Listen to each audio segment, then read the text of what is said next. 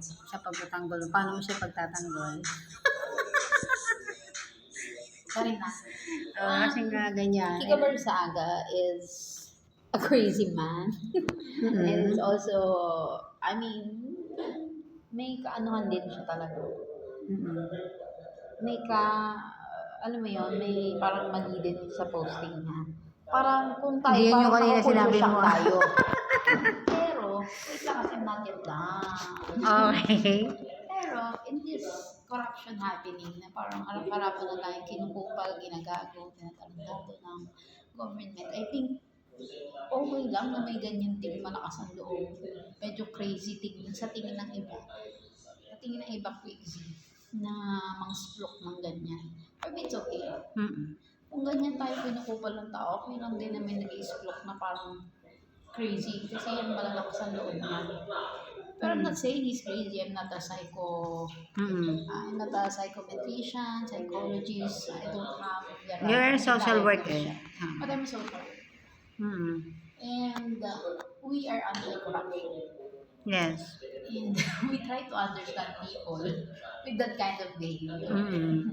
Maybe that person Kasi kupal lang gobyerno, so kukupalin yan. Kinukupal niya rin ng gobyerno. Kupalan sila. Kasi gobyerno makapalang mukha ng corruption, pero maginutupal lang niya.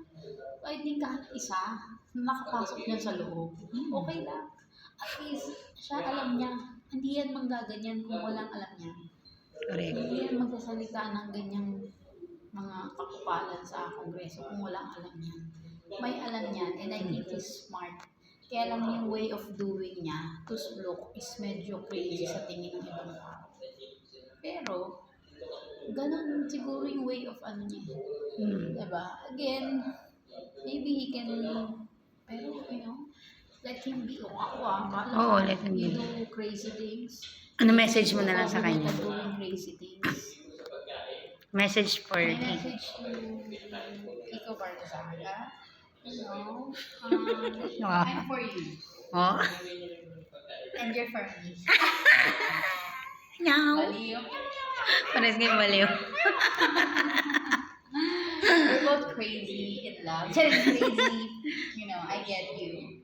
Okay nga, dyan may nakapasok sa kongreso ng upal eh. At least may nangingisblok, di ba? Well, if the government forced him to go out, you know, umalis ka dyan, whatsoever. Pero, you know, kung hindi naman siya pinapaalis dyan, bakit hindi magstay?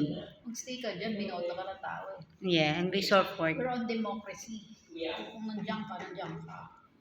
And, you know, minsan tinotolerate ko, minsan katupalan niya. Pero, ko, ninanakawan na yung tao. Buti nga, doon siya sa nang-i-spoke siya ng corrupt. Kasi sa walang kwentang na-hide niya pa. Siya yes. Gano'n. Hanggang siya. Sabihin niya ba cloud chaser? No. So, mga Gen Z naman, medyo cloud chaser din kayo minsan. Yeah.